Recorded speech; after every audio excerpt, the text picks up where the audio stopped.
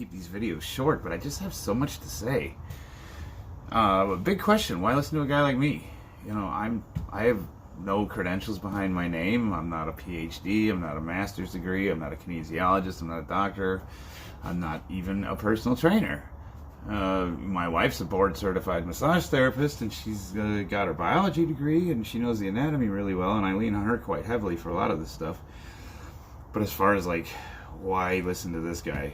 Well, you know, I am a record-holding powerlifter. I had the national records in 2016 for my weight and age. I was ranked in the top 20 for lifters over 40 in the USPA, and I think I still have the state records in 2 weight classes for Nevada. You know, I'm obviously not Eddie Hall, I'm not Eddie Cohen, I'm not anybody of note really, but I am a decent lifter, and I have some records, and I have some medals, and I've won best lifter, and right now at the age of 46, my 3 lifts combined are right around 1,500 total. So I mean, that's not horrible for a guy that weighs 198.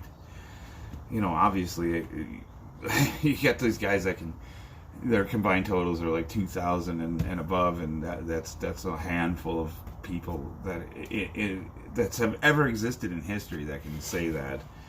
I'm a competent lifter. I know what I'm doing. And I've been working on my technique for, you know, over a decade now.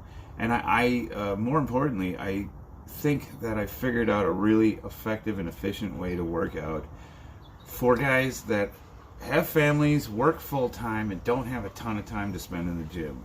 And that's really what my main focus is. These last few videos that I've done, I've been really focusing on technique and form, and introducing single lifts, but really what I'd like to focus on is how I train overall, and how you can train if you're super busy like I am and you don't have 5 minutes to yourself, and still get in, you know, the shape of your life and get super strong, and you know, and not spend 2 hours a day and 5 days a week in the gym doing it. I mean, if you were to give me consistently 3 to 4 days a week, an hour a day, I could get you super ripped and super strong 6 months a year. You'd be amazed. And that's really what I'd like to focus on, is not just what lifts I do, but how I do them, rep ranges, how I mix the sport of bodybuilding and powerlifting together to kind of create this hybrid that focuses on raw strength and 1 rep maximum ability, plus having decent looking physique. That's really what I'm trying to impart upon guys, and my target demographic is lifters over 40, but anybody can do this stuff. I mean, think about it. Over 40 and I look like this. Imagine if you're in your 20s and you start doing what I'm doing. You know, the sky's the limit at that age. So this isn't just for old dudes. But that's, you know, that's kind of what my focus is, and that's my life experience. That's where I'm at. And I see a lot of guys my age, and they're just not doing well. You know, even guys I served in the Marine Corps with, guys that I went to high school with, they're barely ambulatory. These guys can't walk up and down a flight of stairs. I know one of my buddies, he's got like 1,000,001 rifles and handguns, and he's ready for the end of the world, but he probably couldn't hop over his own couch if somebody broke in, you know. We maybe set up a pedal mount on a mobility scooter. No, I mean, the goal here is at least to improve your quality of life. So if you're older like me and you've got young kids, you know, 10 years from now when I'm in my 50s and my kids start playing sports at a high level, I want to be able to participate. You know, I want to do stuff with the family when I'm in my 50s and 60s. Right now, they're little. I got a 9-year-old and I got a 6-year-old, and they run around, and I can run with them. I can do everything they're doing, and right now I'm better than they are, and they think that Dad is strongest, and you know, I want to keep it that way for as long as I can. You know, age catches up with everybody, but I'm going to do whatever I can do to kind of push that as far into the future as I possibly can. I'd like him to say, you know, hey, Grandpa's pretty spry. Your Grandpa's pretty badass. Oh, that's my dad, dude. No, we'll cross that bridge. But anyway, that's kind of my goal. That's where I want to go with these videos. Right now, what do I got? Two viewers. So 50% of you want to see what the bench looks like. So this next video, and I'm going to try to keep it as short as possible. See, I'm already rambling on. Is going to be about the flat bench and how I do it, and I'll throw in a couple different variations so that you can maybe adapt it to your dimensions. Setup. All right, so this is a competition regulation bench, meaning that it is the same height and width that you would have in a USPA, United States Powerlifting Association competition. It's 15 inches high, it's 12 inches wide. Other than that, it's they have multi-racks and they have all that, but this is just one of it's a mobile little cart. The big thing is I ordered one that I wanted to make sure that what I was training on is what I'm competing on relatively. Rack. I've got face guards, so if I were to drop the weights, they won't land on my face. And I could still touch my chest with the bar, so they're just lower than my chest, just higher than my chin. So that way if I fail, it doesn't break my neck. Now that's a very real thing that can happen with heavy lifters. If they drop the weights and they don't have guards, they can drop the weight and it can hit their neck and it can paralyze them. I haven't seen it happen. I've seen videos of it happen, but it is something that is a very real hazard for heavy benchers. So it is important that if you don't have face guards, you should at the very least have a spotter, and even with a spotter you should have face guards, because you never know, that spotter just doesn't take the place of engineered safety equipment. The bar we're going to be using, this Titan Power Bar, it's an Ohio ripoff, pretty standard gym bar. It says that the max capacity is 1,500 pounds. I don't know if that's true or not. I don't have that much weight, and I wouldn't want to test 1,500 pounds on that bar. Today I'll be working in the range of somewhere between 315 and 350 pounds, depending on how I'm feeling. I'm going to run through my basic setup, warm-ups, and we'll do some sets, and we'll work our way up and see how it looks. And then after that, if we have time, we'll go into accessories. Alright, so as I said in every video, I always start with the bar for a warm-up. Let's go over bar path. So, real quickly, you get a lot of advice saying that you need to push above your head or straight up and down. And that's not entirely true. So, where I'm aiming for is right below the chest, right about the solar plexus. And as I'm always trying to keep my arms perpendicular to the bar, so they're always going to be straight up and down in relation to the bar, which actually, if you follow the bar path, it kind of starts here and it ends a little bit above your chin, so it's almost coming up at an angle, assuming of course that you keep your arms in. Now if you flare your arms out, it will be straight up and down, but that's not what we want to do. We want to keep our arms rotated in so that when we're pressing, they stay nice and tight. Let me see if I can demonstrate this for you. So here's what not to do. You don't want to flare your elbows, because then you're above your chin. It's all bad. You lose a lot of power. It's rough on the shoulders. Right here is where we're aiming for, and I got my hands locked in, and if I'm pressing, it'll kind of go up at an angle a little bit. My arms are always perpendicular to the bar. As you can see, the bar path's slightly at an angle, so I'm starting a little bit lower than where I'm finishing. And that's the same if you're close grip, or if you're super wide, like you see some of these, like crazy.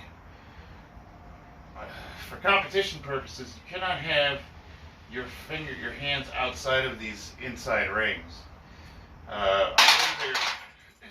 The standard competition bar is 37 inches in between rings, and you can't have your hands have to be touching them in some capacity, so you can't be any wider than those rings for competition purposes.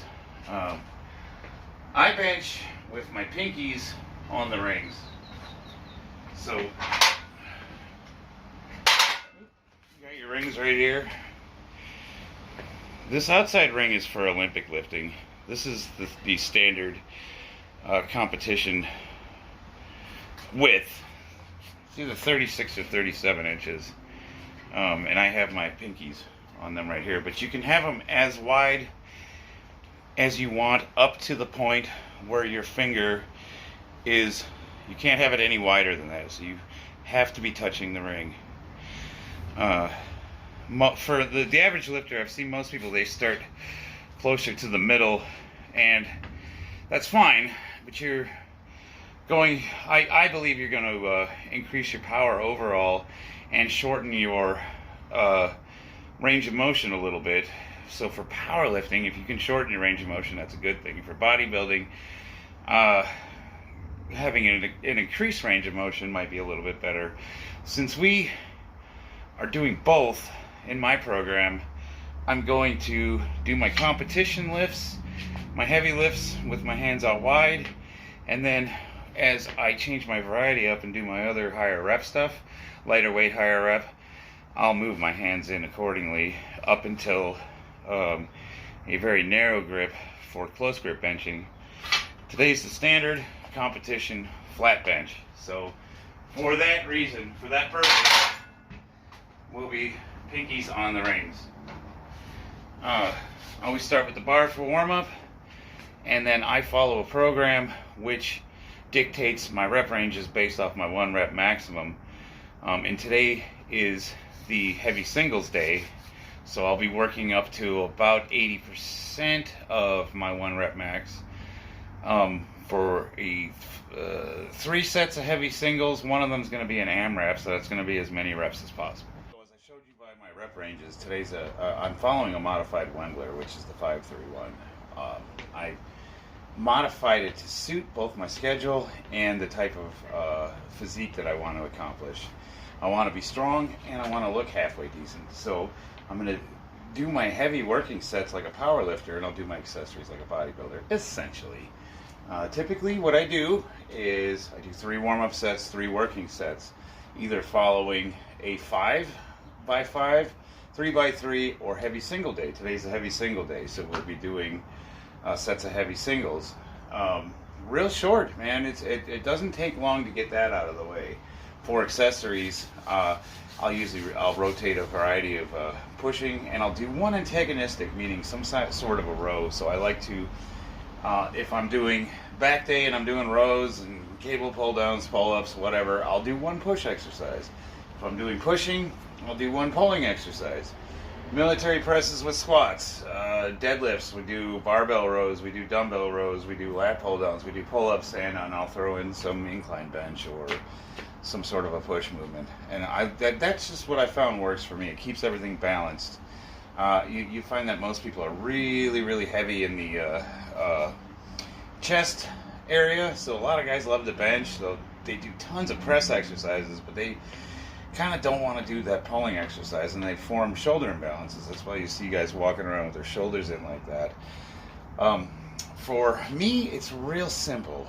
I want to be able to do as much in one direction as I can in the other. So that means if I can bench 225, I want to be able to row 225. If I can press 190, I want to be able to pull down 190. And that's just a general rule of thumb. You're going to find that that's not always possible, but I try to get those as close together as possible to keep things balanced and keep the physique well-rounded. So let's get into it. Real quick, I want to go over leg drive. So, when you're benching, I try to pin my shoulders on the bench. I'll get my lats pinned, and I'm trying to imagine that I'm squeezing a pencil in between my lats. And that's how I set my shoulders.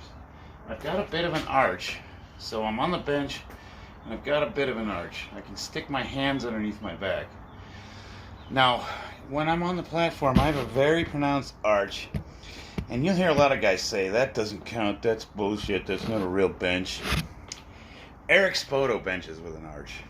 And if it's good enough for the world record bencher of all time, well, he doesn't have it anymore, but he did in 2016. He was he was the heaviest raw bencher in history, and he used to work out at our gym, and he's the one.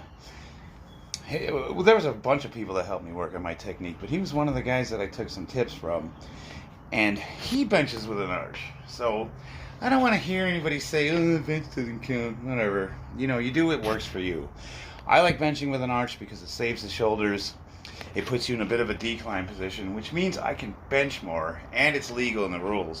So when I'm on a platform, I'm going to take advantage of anything that I can that's going to help me lift more, whether that's straps, benching with an arch, tucking your feet under, or flat-footed, depending on how tall you are or how wide you are. But what I wanted to go over was leg drive. So the bench is a full body lift, especially when you're trying to bench as much as possible. So I'm trying to engage my legs while I'm pressing. So when I'm on the bench, I'm pushing back with my legs. I'm almost trying to scoot myself back on the bench. So, and when I'm pressing, I'm scooting back. So it's gonna look a little something like this. When I'm on the bench, and I got my shoulders set, I got my feet under me. Some of you are gonna be flat foot. That's fine, it's the same thing. If you have your heels tucked under, you're gonna press back with your heels. If you got your feet flat, you're gonna push back. Same either way. The technique's slightly different for both. I like foot tucked under, that's what works for me. But essentially, when I'm getting ready to press, I'm pushing myself back. This is very exaggerated, obviously, but I'm trying to demonstrate. I'm pushing myself back. Now the danger is, when you have the weight on you, some guys have a habit, especially with the feet tucked under, of pushing up off of the bench. If your butt comes off the bench, the lift does not count. So you're pushing back, not up. And when you have a bunch of weight, it pins your shoulders, so you're not going to move on the bench. You just won't. Let me demonstrate with 135 real quick. I get my shoulders set, like I'm trying to squeeze a pencil in between my shoulder blades. Get my feet under me. I'm going to lift the bar out of the rack. Deep breath.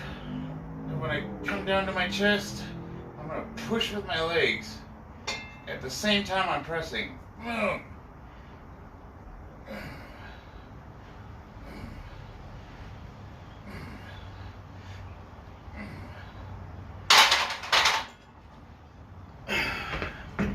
If you can manage to master leg drive, you will bench significantly more than if you can't master it. I don't understand quite why that works, but you will be amazed at how much more you can press if you can get your leg drive involved. I mean, it's significant. It's like the difference between me pressing 315 and 335. It's a significant amount more. One of the things that you want to ensure when you're pressing is that the bar is consistent. You want to make sure that you're touching the same spot every time you lower it. And a good way to do that, a little cheat, if you have a bar that's got the center knurling, you can take some chalk and you can chalk up the knurling a little bit. Spread that around. And when you press, it will make a little mark on your chest. And every time you touch your chest, it'll make a new mark, and you'll be able to tell if you're hitting the same spot over and over again. Let me show you. So,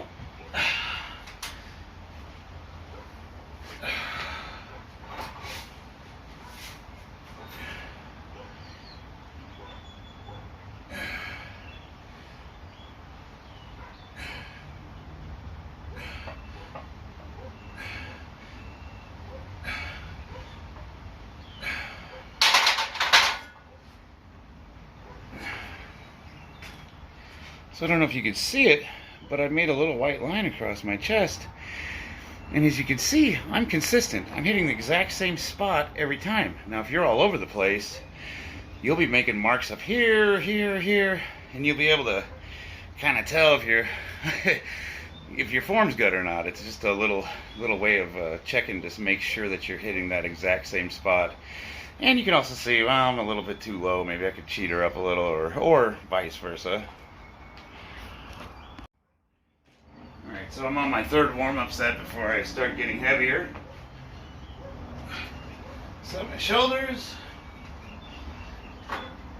Squeeze them together. Get my feet tucked under me. Lift the bar off.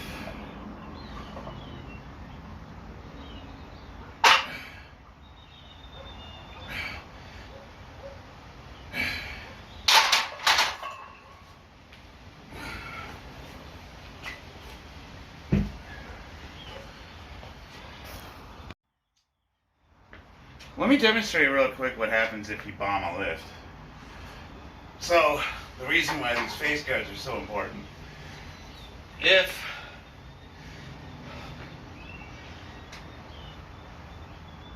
I get the lift and I can't press it back up again, or I drop it and I fail, see how it's just above my chin? I can squeeze my head out from underneath it. So if I drop it, it won't hit my neck. It won't. You might hit, it might hit the chin a little bit, might hit the nose, but you're not going to break your neck. And if it's something that's just say you're trying to add 5 pounds to your PR, you just hit your PR and you're like, I got 5 more, and you slap 5 more pounds on there, and I can't get it up. You can lower it slowly and just kind of work your way out underneath it safely. And that's the big thing. I think it's super important to have that.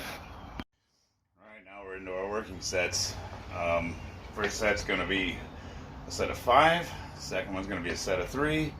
And the third set is going to be 5 heavy singles with 1 AMRAP. And then I am done with the heavy and on to accessories. And that's bench day. Pin the lats, get the shoulders set, get my feet underneath me so that I have leg drive. Deep breath.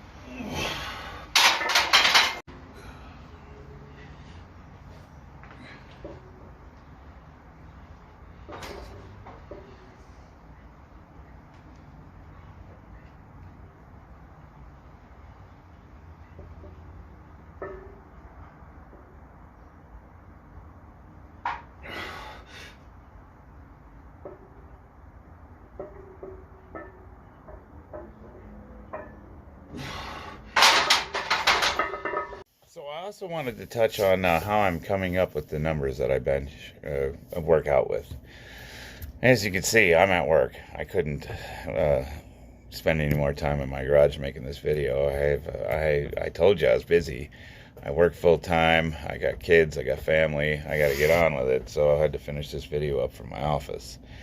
Now I use to track my lifting, I use a program called Big Lifts 2, which I downloaded from Google Play. I think I paid $2.99 for the Pro version, which is the version of the software that didn't have ads. They have a free one, and the functionality, as far as I could tell, was the same. I just didn't have that stupid advertising in the corner. So this is the graph that charts all my lifts. When I'm done with each lifting session on my AMRAP set, which is right here, you could see where it's got the green lettering with the plus sign. That indicates that I am supposed to beat this number in the upper left-hand corner where it says reps to beat, and that is calculated by the previous weeks that I lifted and input that number. And every time I finish with a workout, I input the amount of reps that I was actually able to get, and it will approximate my 1 rep max based on the amount of reps I was able to do. How accurate is it? Well, as you can see here, it shows this amount, and I found that the calculation is usually within my 1 rep max, my real life 1 rep max, within about 5 pounds most of the time. It's fairly accurate, at least it has been for me. So when it tells me that my 1 rep max on the bench is 349 or 352 pounds, it's right there. I tested it out, and I've always been within 5 pounds of the number that it comes up with. I think it's super important to keep track of your numbers, especially if you're competing.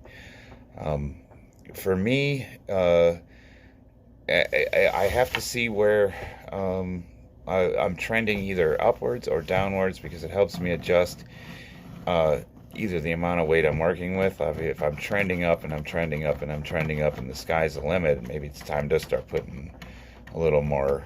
Maybe it's time to try your 1 rep max out to recalculate what your training max is.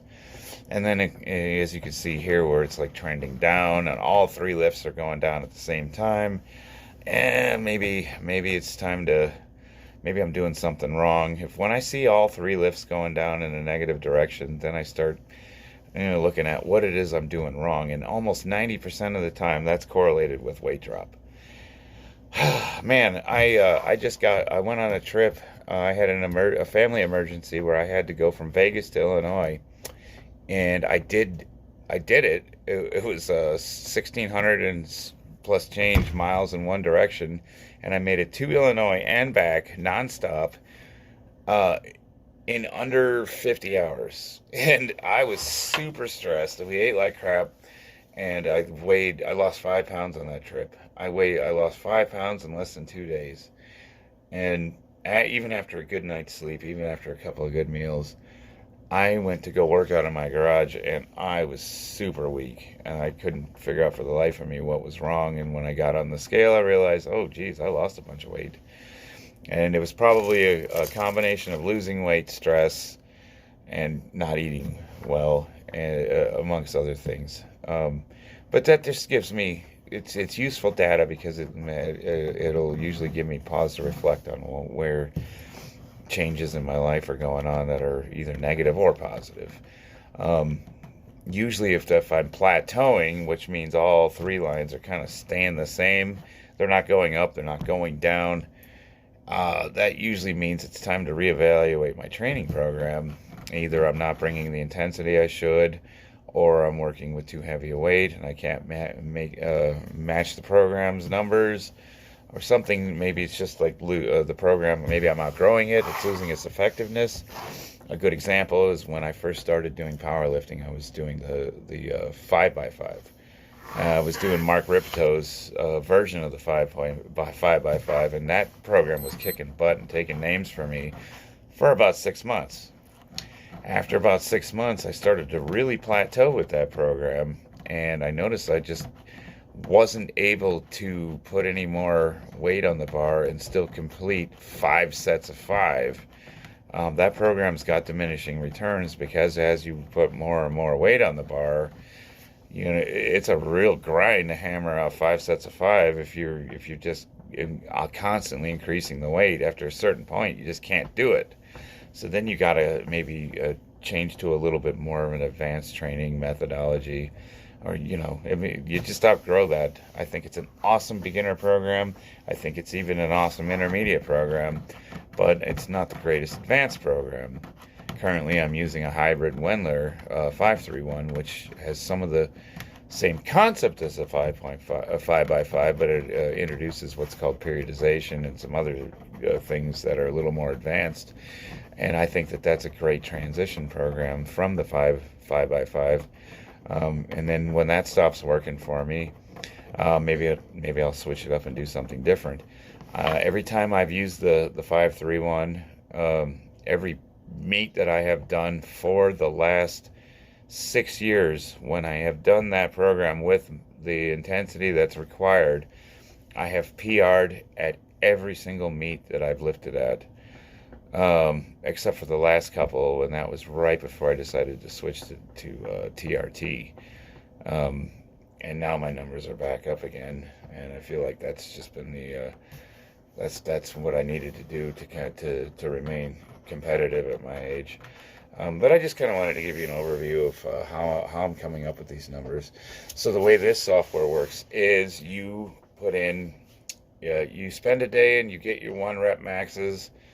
Maybe it'll take you a week because you're not going to max squat and on the same days you max bench and max deadlift. But regardless, you get your max effort bench press and you input that number here. You get your max effort squat, you put that number in here, and you get your max effort deadlift, and you get your max effort for whatever other lift you want to program into it.